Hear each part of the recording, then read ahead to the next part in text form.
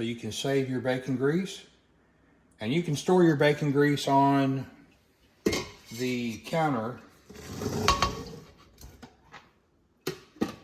as long as it's airtight for several months. Now I want you to look at the bottom of this. This is not going to come off.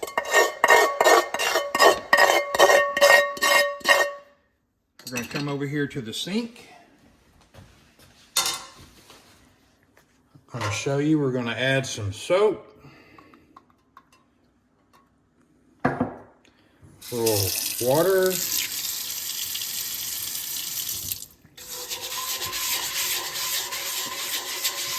Nothing's going to budge this. Nothing. And we did everything right.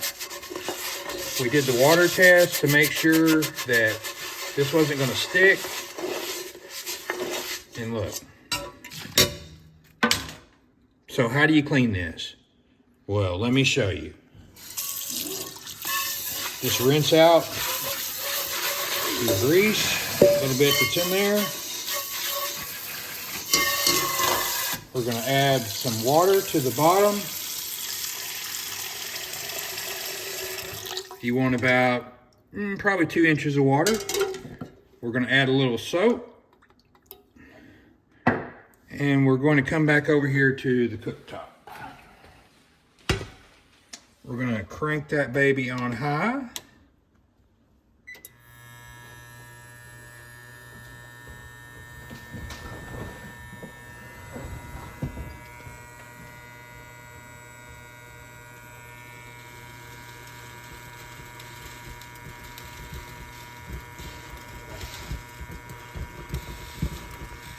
Do you want your paper towel underneath your pan?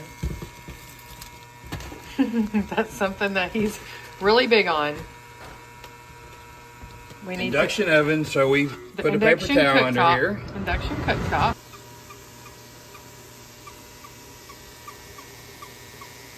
Oh, it's singing to us.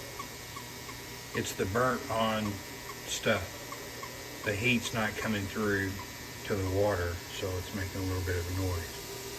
But what you want to do is you want to get this back to boiling, and you want a rolling boil, a very good rolling boil, and we'll come back to that. All right, so our water's starting to rolling boil, and you're going to take just some white vinegar, and you're going to just pour a splash in there. I'm sorry. Pour a splash. Just a little bit. That's a big splash. And you want to take some baking soda. And while it's doing this, add just a little shake of baking soda. This is what I call homemade scrubbing bubbles. And don't let it boil over. So this is your scrubbing bubbles. Let me tell you, scrubbing bubbles doesn't actually scrub. But this actually works. If it starts to come out the top, just kind of pick it off the burner and then let it settle back down.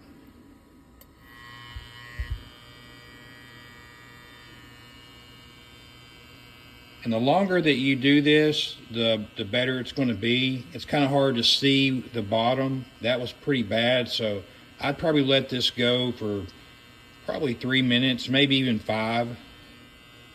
I mean, it may clean it in 1, but we can't really tell without pouring it all out. And as bad as that was stuck in the bottom, I don't want to pour it out just yet.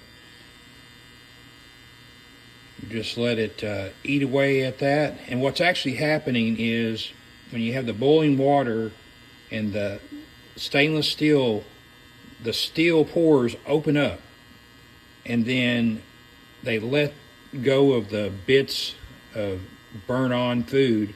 When you add the vinegar and the baking soda, which a lot of you should know and probably have heard that that's an excellent cleaner together, then you're actually kind of cleaning the insides of your steel, in that stainless steel, all the little pores.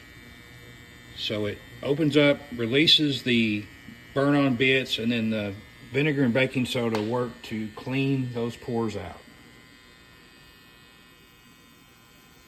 All right, we're going to shut that off. And we're gonna take it over here to our sink. Now I'm gonna turn some water on so that we don't have boiling water going down our drain. And I'm gonna pour this out. You can see it's very dirty, so it's already done a lot of the work. And we add a little soap to the brush. And this one was so bad, it's probably going to take another round.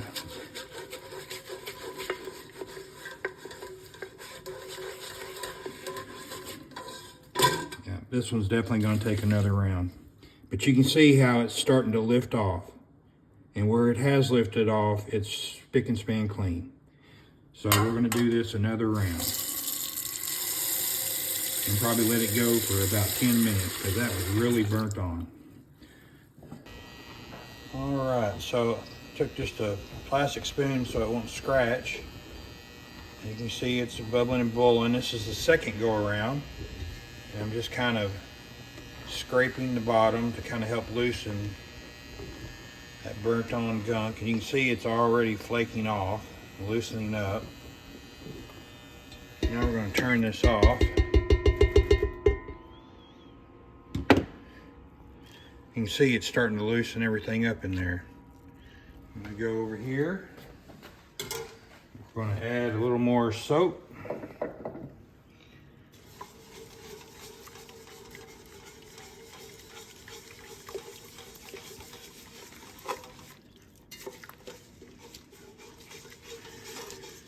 And just brush it around.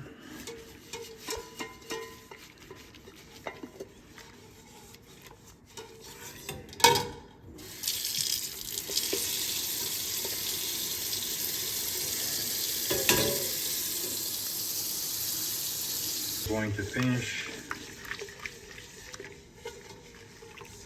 cleaning this with a little soapy water.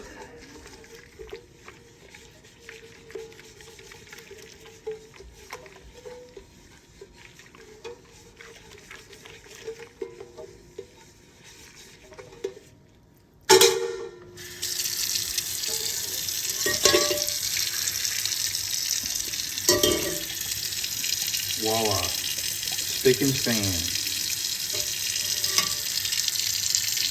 Spick and span.